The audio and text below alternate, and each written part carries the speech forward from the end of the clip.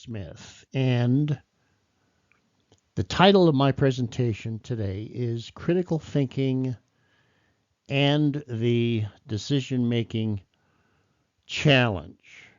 And this is being produced for the upcoming conference that is planned for the summer of 2021. And the conference is being sponsored by the Foundation for Critical Thinking. And the Foundation for Critical Thinking has been around a very long time. I think it's been in operation for over 30 years.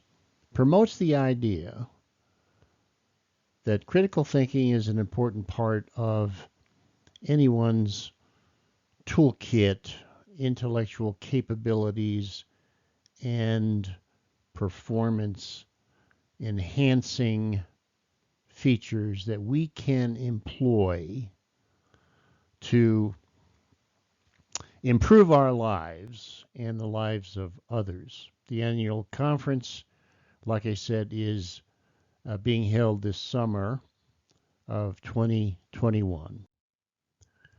The Foundation for Critical Thinking is currently being led by Dr. Linda Elder, and she's been affiliated with the foundation for many, many years, and I know Dr. Elder quite well. I've met her on a number of occasions at previous conferences that we have attended. Now, like I said, my name is Captain Kevin Smith, and a little bit about my background and how I got involved in this effort. I have started my career as in aviation as a military aviator. I flew for the Navy. The terms we use for that is I was a naval aviator for many years and retired after 25 years of service. And after that, I went to work for a major airline. And as part of my career path, I suppose you could say, I've met a number of, or encountered a number of challenges. Some of them were quite serious. And so part of my job, besides flying airplanes, all kinds of airplanes all over the world, as well as on and off aircraft carriers, also became a problem solver, or out of necessity, I suppose you could say that. And I was able to solve a number of critical problems, both in the military and in the civilian or commercial side of aviation. Okay, so for this presentation, I'm going to be talking about key aspects of critical thinking, and most importantly, the decision-making challenges that we face. Often we need some help in our ability to make optimum decisions. So we're going to do a critical thinking overview just to get started. And then we're going to be talking about decision making. We first have to start off with some key definitions. Those are a little bit boring, but we do have to wade through those so that we can make sense going forward. And then we'll spend some quality time on operational decision making, which is an important part of and an important aspect of the body of knowledge, typically known as decision theory. Okay, a few assumptions going forward. Um, the first one is that we have to assume here that we are engaged or will be engaged in some kind of purposeful activity, and this activity uh, could very well be planned and to be quite intense. Also, often these activities are high stakes, what I call high stakes operations. A lot is on the line. And finally, and most importantly, I think on occasion we will encounter situations that are in fact mission critical, and we need to be able to deal with those situations effectively, and hopefully I will bring some concepts and ideas so that we can improve our ability to perform when conditions become mission critical. Okay, to start off with, we're going to be looking briefly at the critical thinking aspects of things. We're going to be using the Paul Elder model of critical thinking.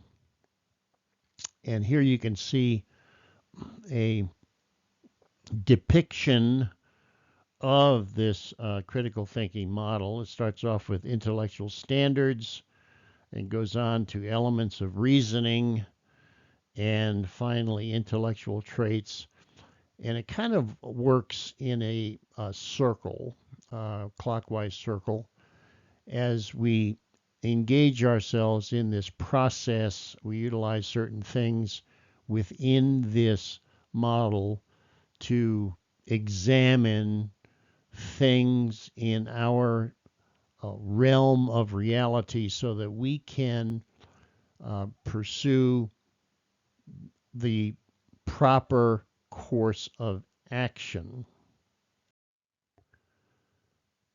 The critical thinking taxonomy is something that I wanted to highlight, and I mentioned this in some of my previous work as well.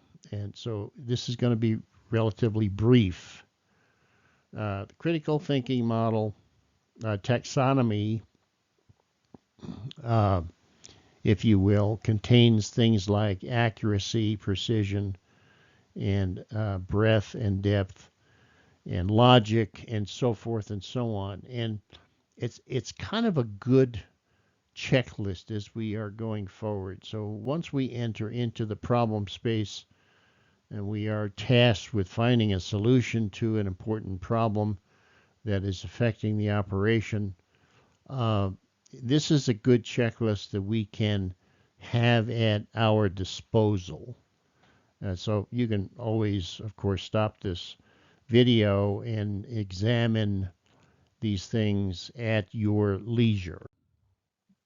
Again, for quick review, the Paul Elder critical thinking model. Here you can see it's a better representation of it.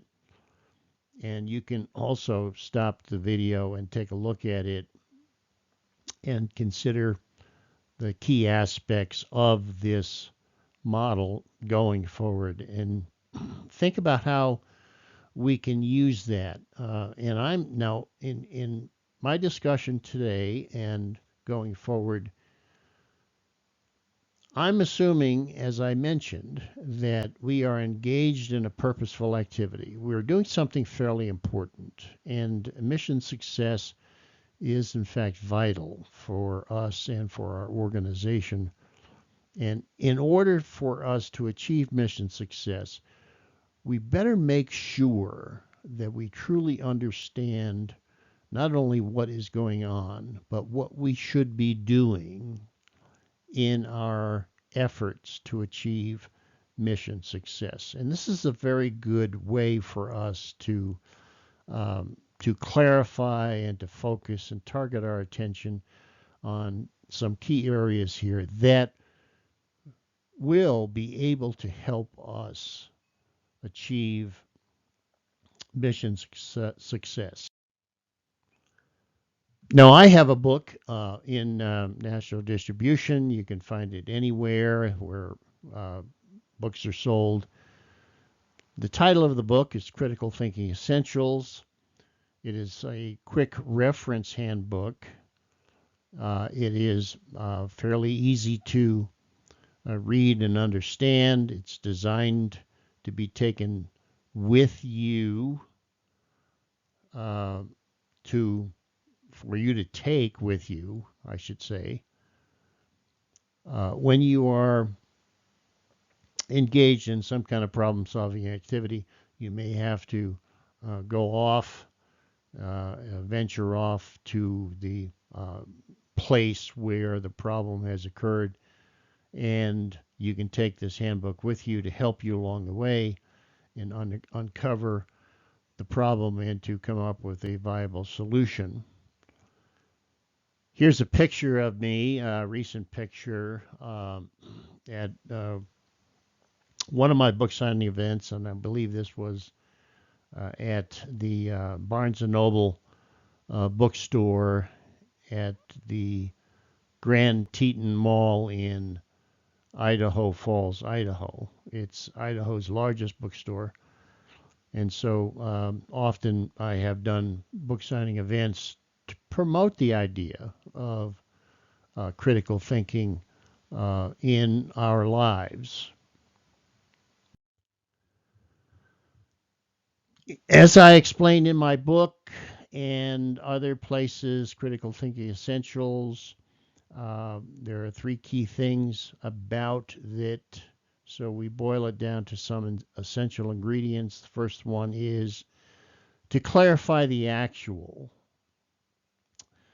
which means we need to find out exactly what is going on. Sometimes it's not all that obvious.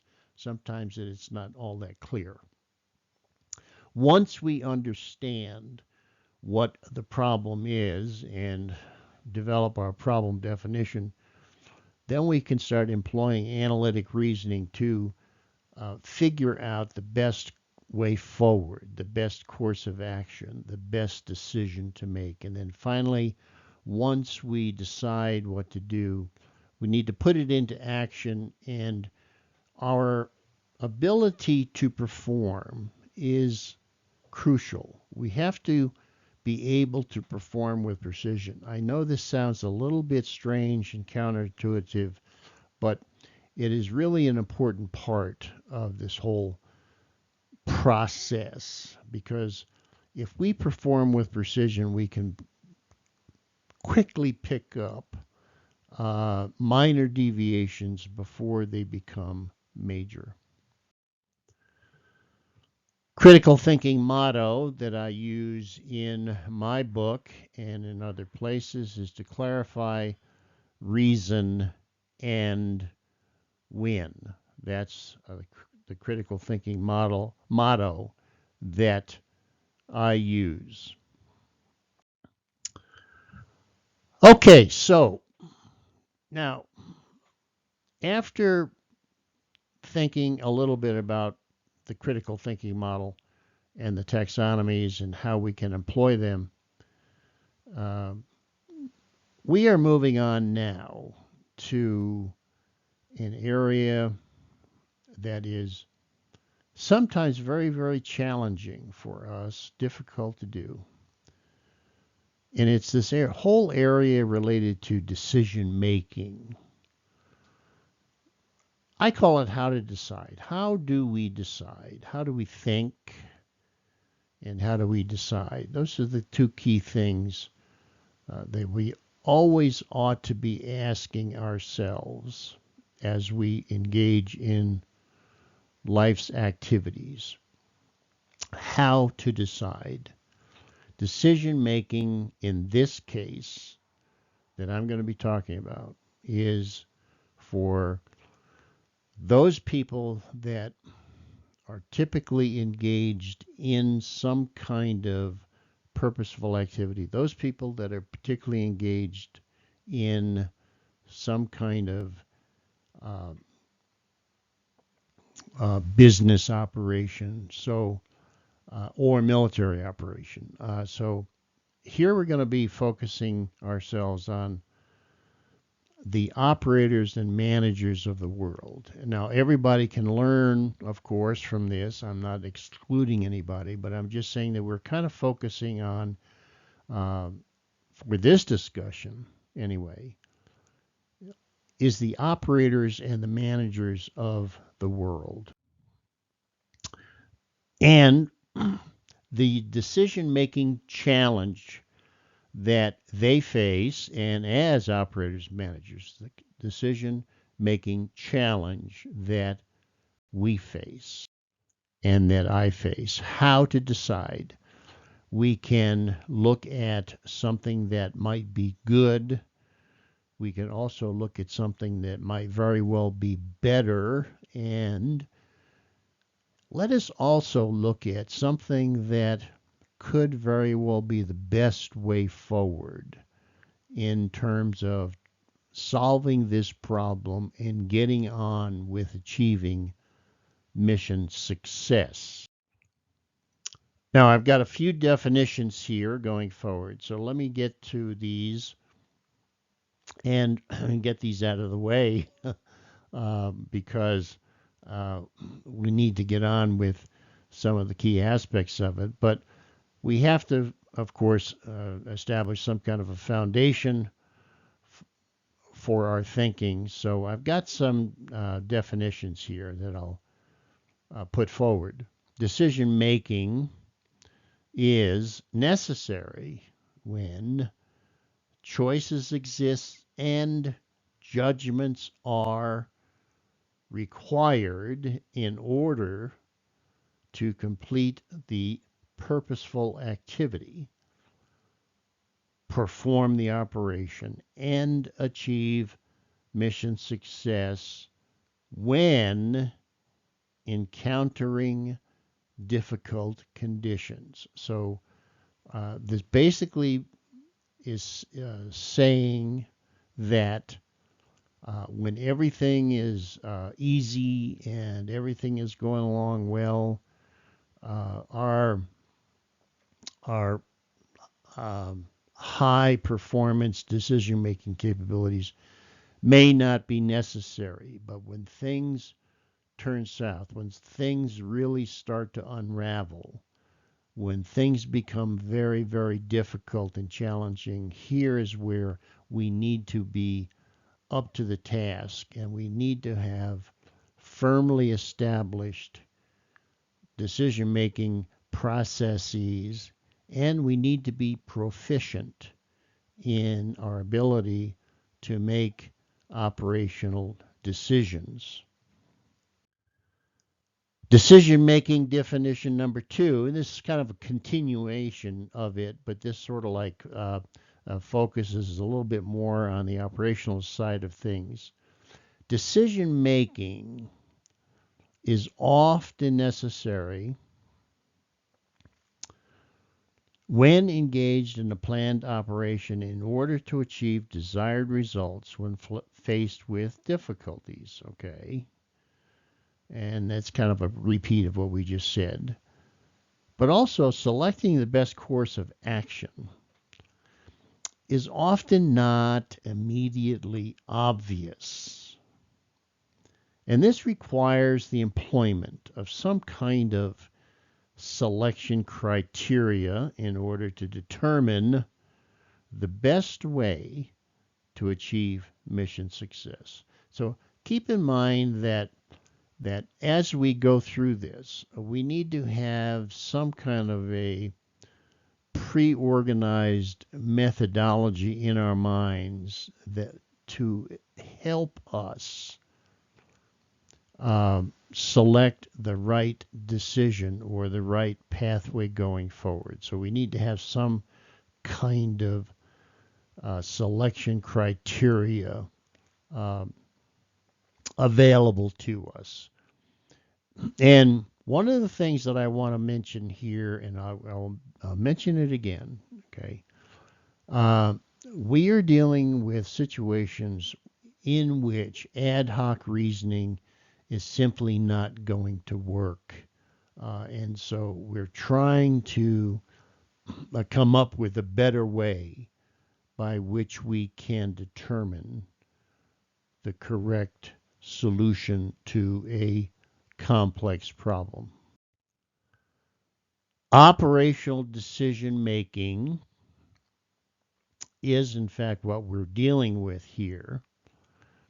And it embraces operational risk management as well. And they both kind of go together. They are used together often. They don't mean exactly the same thing, but it's very, very close. Operational decision making addresses itself to risk, or the operational risk that is being encountered. And so the management of the risk and the ability to decide the best way forward so as to mitigate the risk and still achieve mission success is all part of the same thing that we are trying to address in this video. So, what is an operational decision? An operational decision arises when a complex operation is underway, difficulties have been encountered, and mission success is no longer assured. That's a definition of an operational decision. And we'll go a step further. Operational decision making, and I have presented this in a number of papers and books as well over the years. So, in terms of operational decision theory, this is not necessarily new, but it's a key aspect of it. And an operational decision is, in fact, singular among all other classes of decision making and consists of three unique characteristics. And they are: decisions must be made with incomplete or conflicting information. Decisions must be made under increased time compression, and the consequences of failure could very well be catastrophic. Okay, so that pretty much defines what an operational decision is. Operational risk, which of course involves or activates the operational decision-making process. We can say that the operational risk exists on a risk continuum. Now, the risk continuum can be described as going from low to moderate to high and finally to extreme. And that's one of the fundamental aspects of operational decision making, is to be able to clarify at what level is the risk that we have encountered. And so we use the risk continuum to help us understand where to place that risk within the context of the risk continuum. And here is another representation of the risk continuum. You can see that we are going from low, moderate, high to extreme. It's very important for us to put ourselves, even if it's tentative, even to say, well, I'm not really sure, but we have to put it somewhere on the risk continuum. And let's initially put it, let's say, for example, we encounter something along the way, and initially we think that the risk might very well be moderate, so our initial location on the risk continuum is in the moderate category. and then we look for further evidence and confirmation that that's true, or that needs to be moved to a different category up or down. All right, now this is a bit busy, and I know it's a little bit complicated, but I did want to show it because it presents the idea that operational decision making and operational risk management, and here we're using them as one and the same. It involves a decision analytic structure, the decision tree, if you will, or the decision analytic structure is predetermined, and it's activated by various levels of risk. So, for example, if the risk is low, then we continue the operation. However, if in fact the risk that we have encountered, because we may have encountered a number of events that are disrupting the operation, if the risk is not low, then we reevaluate the continuation of the operation. And this is the key to operational risk management and operational decision making. We have to determine first and foremost where is the risk, and given that each category of risk will then place us on the correct branch of the decision tree or the decision analytic structure, so that we can actually pursue the proper course or the best course or the most optimum course of action going forward.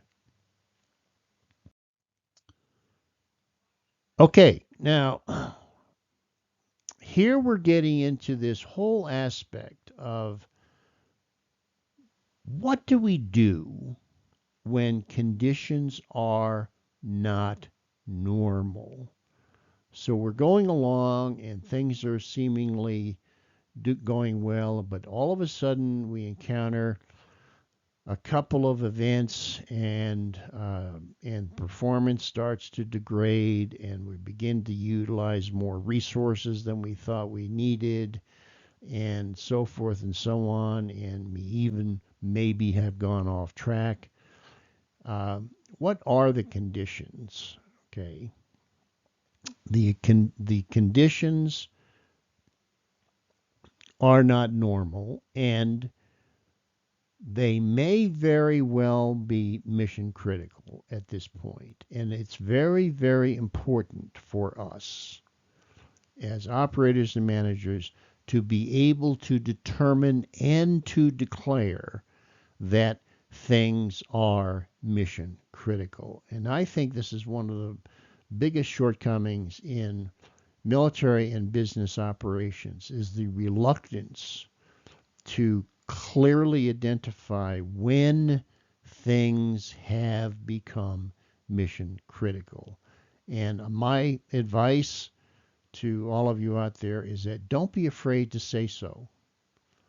Sometimes it does take some intellectual courage to say that, but don't be afraid to say so. Don't be afraid to say that things now are mission critical. Once they are, then certain courses of action need to be put in place. Other things need to be discarded. So that's very, very important. In this slide here, we're looking at the event. Is the event non-trivial? If it is, are there other events that are related, or have other events occurred as well? And eventually, once we take the complete look at the complete picture, we can then determine if in fact things have become mission critical. Here is a situation awareness model that could be helpful as we go forward. This is the one that was developed by Micah Ensley.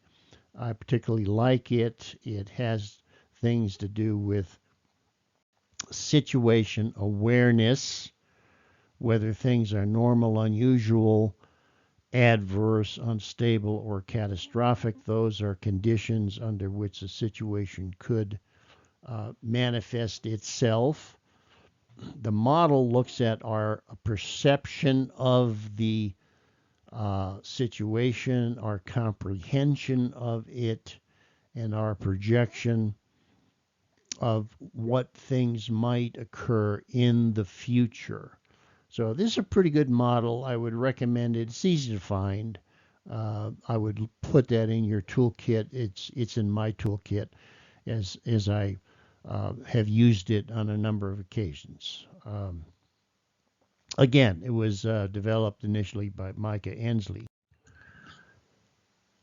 Definition of operational risk. Okay, so if the situation is normal, the risk is low. That's pretty self-evident. If it's unusual, the risk is low moderate. If it's adverse, the risk could be medium.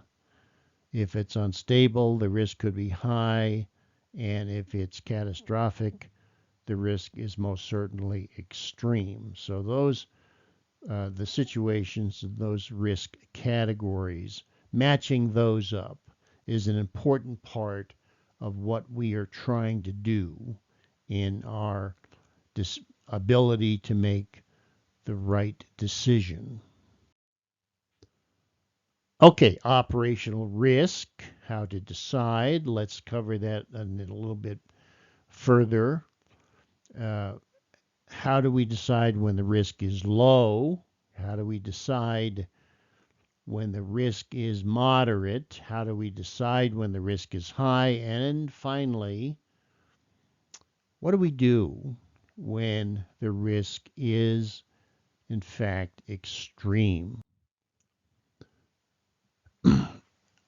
Well, what we do then is we evoke this, what I call this response protocol. Now, for each category, we have a response protocol that we first and foremost need to select. Have we selected the correct, sometimes you could say the optimum response protocol? I kind of like the optimum better, but you could also say correct. That's fine. The response protocol contains basically 4 types of responses: the continuation of what we're doing, the modification of what we're doing because something has occurred, the abandonment or the termination of the particular operation, and finally the escape. In many cases, the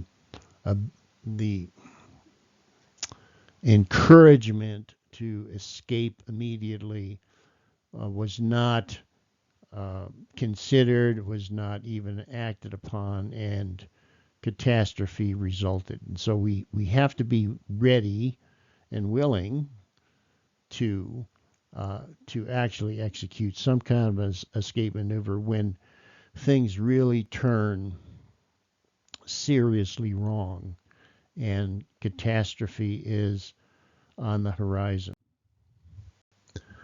Okay, response protocol is based upon this simple statement and equation. E plus R equals 0, which means I do not control events, but I control my response to the events.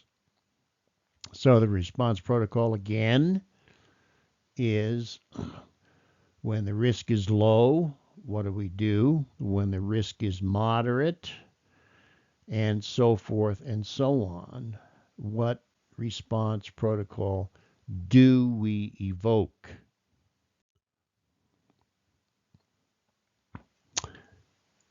Okay, once we understand that, we also need to look at this sometimes difficult uh, aspect of reality.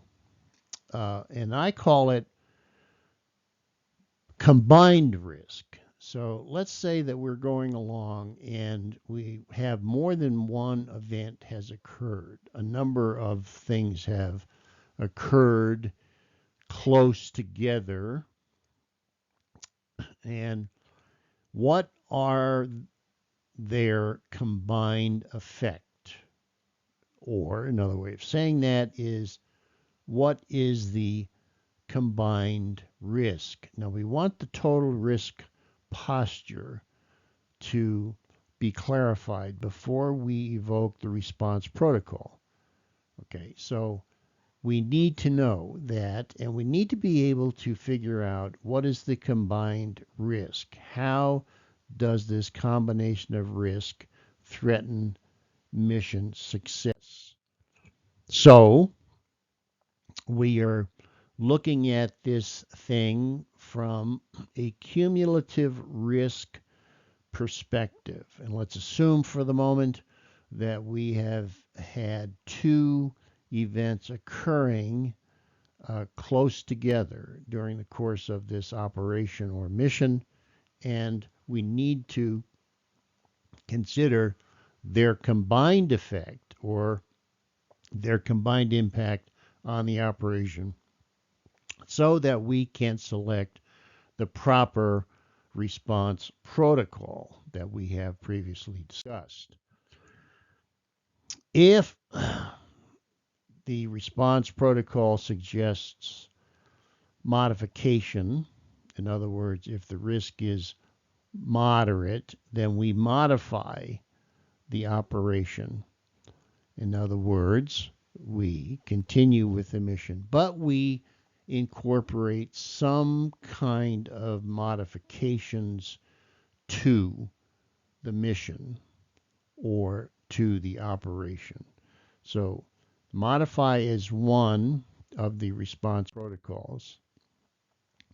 The other one is to abandon the operation and to select an alternative target. This occurs when the risk is risen to high or above. Okay, it may be higher than that, but we're going to say it's in the high category, and it could be approaching the extreme limits as well. Nevertheless, if the risk is high, obviously we do not want to continue what we're doing.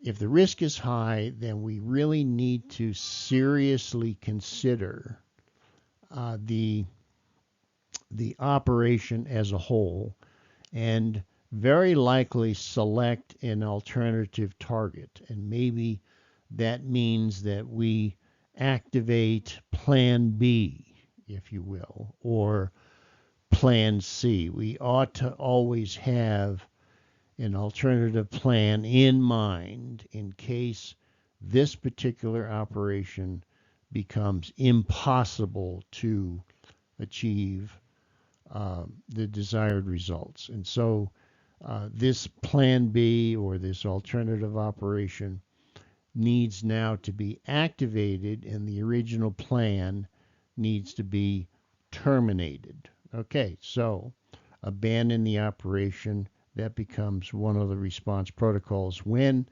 in fact, the risk is high or above normal, above moderate.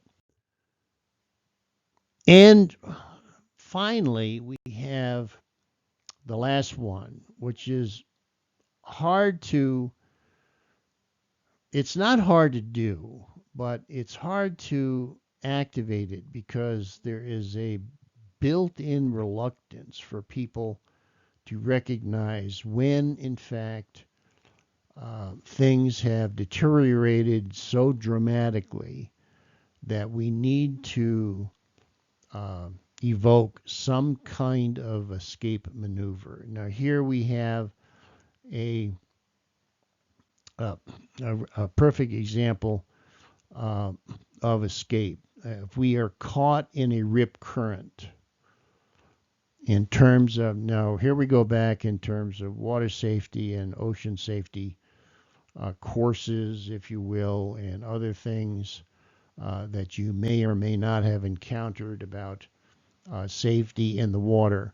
But if in fact you encounter a rip current, the the safest course of action is to execute an escape maneuver and do not continue on with what you are doing. And in fact, there is an escape maneuver for rip currents, and that happens to be that you swim parallel to the shoreline, not perpendicular. So if your mission was to swim out and back into the ocean, you need to change your basically you need to change your flight plan, and you need to swim. In this case, you need to swim parallel to the shoreline until you can actually escape the rip current phenomena. So that's a perfect example of an escape maneuver. Okay, that completes this discussion on uh, the whole question of how to decide, on the decision-making challenge. How do we make decisions? How do we make them in a way that we can achieve or maintain mission success and ultimately be successful in our endeavors? So this is a rather brief discussion, but it's hopefully it starts the dialogue. It starts the process of thinking, what are the risk levels?